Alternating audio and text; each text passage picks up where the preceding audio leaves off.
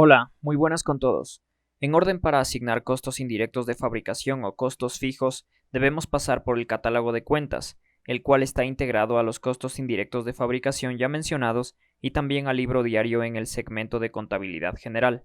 Este catálogo de cuentas ha sido obtenido y prácticamente sin modificar del gestor de contabilidad desarrollado por Otto Javier González, del canal de YouTube Excel y más, canal que guarda contenido de gran calidad y con explicaciones bastante detalladas sobre programación VBA, V.NET y más.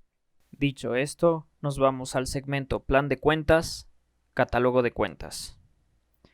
Aquí tenemos el rango de cuentas que, al igual que otros rangos de libro, son dinámicas y han sido asignadas bajo un nombre. Así, por ejemplo, vamos a colocar una cuenta de banco.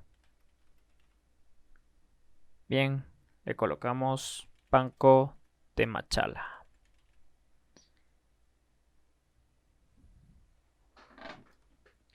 Esperamos y la cuenta ya ha sido establecida. Bien, si nosotros queremos eliminar esa cuenta, solamente tenemos que elegirla y la eliminamos. También desde este botón se puede abrir el formulario del catálogo de cuentas. Con ello establecido, guardamos el proyecto y nos vemos en el siguiente.